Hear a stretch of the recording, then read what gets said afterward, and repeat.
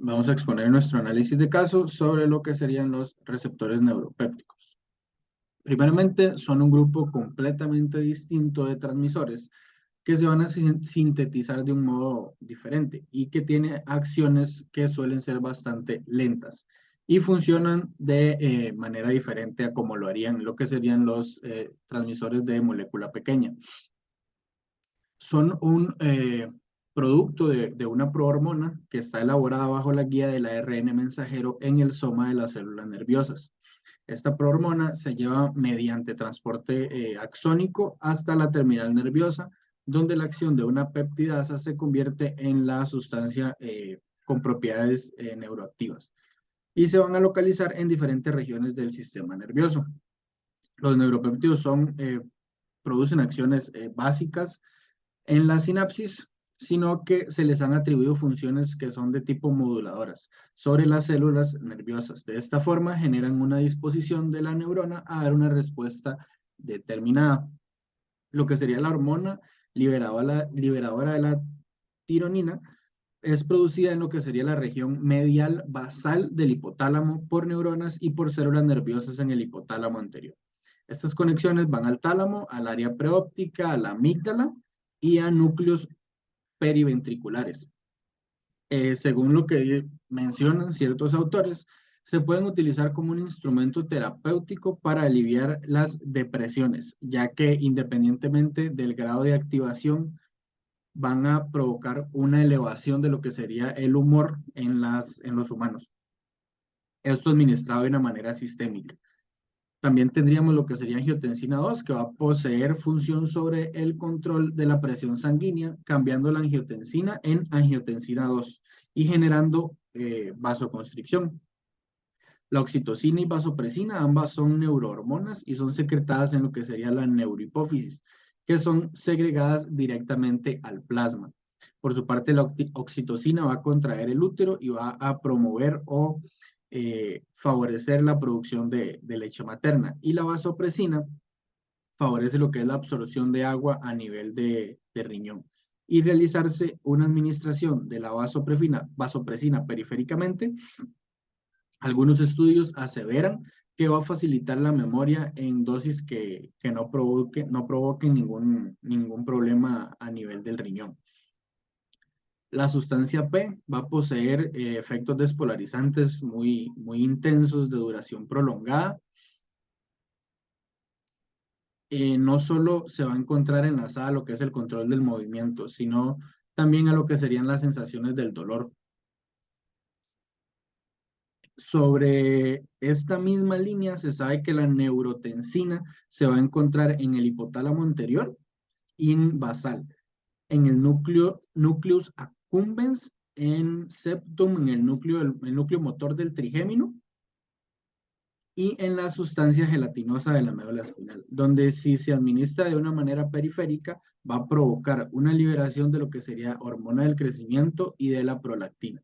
Y además se sabe que el uso aumenta la duración del sueño que provocan los barbitúricos.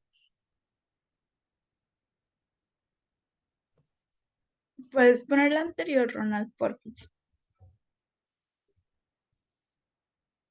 Bueno, sobre el contexto fisiológico bioquímico de la patología, bueno, tenemos que la hemorragia postparto es una de las complicaciones más temidas del parto y una de las tres principales causas de muerte materna en todo el mundo. Generalmente se define como una pérdida de sangre de más de 500 mililitros después del parto vaginal o más de 1000 mililitros después de una cesárea. La hemorragia postparto temprana ocurre en las primeras 24 horas después del parto y esta suele ser la más grave. Las causas de esta incluyen atonía uterina, traumatismos, heridas, coagulopatía, pero la que suele ser más común es la atonía uterina. La oxitocina sintética tiene el mismo papel fisiológico de las hormonas sexuales endógenas. La respuesta uterina a la oxitocina depende de la duración del embarazo y aumenta a medida que avanza el tercer trimestre. Durante las primeras semanas de embarazo, la oxitocina provoca contracciones uterinas solo cuando se usa en dosis muy altas. y suele ser muy efectiva poco antes del nacimiento. La oxitocina estimula selectivamente las células del músculo liso uterino, aumentando la permeabilidad al sodio de la membrana miofibrilar. Sobre el mecanismo de acción del fármaco, bueno, los receptores de oxitocina son receptores acoplados a proteína G. La activación del receptor por la oxitocina provoca la liberación del calcio almacenado en la célula, lo que hace que el miometrio, se contraiga.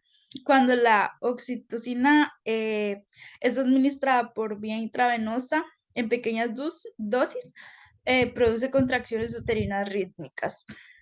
Debido a su composición sintética, la oxitocina está completamente libre de vasopresores, pero incluso en su forma pura, la oxitocina tiene una actividad antidiurética leve, similar a la vasopresina. Con base en estudios in vitro, se ha informado que la exposición prolongada a la oxitocina suele causar la desensibilización del receptor de oxitocina, posiblemente debido a la regulación a la baja del sitio de unión de la oxitocina, la desestabilización de los receptores del ARN mensajero de la oxitocina, la internalización de la oxitocina y los receptores de oxitocina.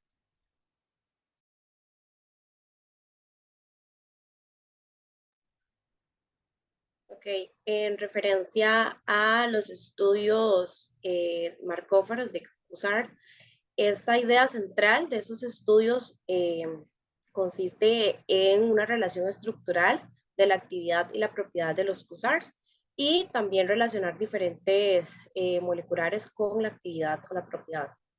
Esos estudios lo que van a hacer es basarse en una hipótesis de qué moléculas tienen similares a otras actividades similares.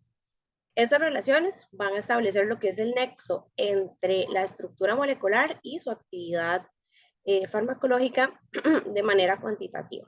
Asimismo, lo que es el CUSARS va a asociar lo que es la estructura de las moléculas con sus propiedades físico-químicas o propiedades no biológicas. En este tipo de modelos se establecen también lo que son relaciones empíricas de estructura-actividad de manera más simple y predictiva posible, como un modelo lineal. Este tipo de modelos está basado en hipótesis de los compuestos que son evaluados para ejercer una actividad biológica mediante un mismo mecanismo. De lo contrario, lo que son las correlaciones de la estructura-actividad van a ser bajas. Entonces, de esta forma, cuando los mecanismos de acción no se van a conocer con precisión, usualmente lo que se hace es asumirse de que los miembros de una asociación de un compuesto relacionados estructuralmente van a compartir el mismo mecanismo. En la actualidad existe una gran variedad de programas y servidores que se encuentran en línea que van a permitir realizar este tipo de estudios de una forma automatizada, como por ejemplo el WIRT-CUSAR o el BIO, entre otros. Ok, referente al estudio de farmacóforos, en este caso el medicamento que utilizamos fue la oxitocina. Este estudio, la imagen que podemos observar acá, fue realizada por Anderson y otros en el 2017 en un estudio que se realizó con ratones. Entonces, bueno, aquí se identificó un agonista del receptor de oxitocina, selectivo y más estable, modificando sutilmente lo que fue el marco del farmacóforo, de la oxitocina humana y además de la vasopresina.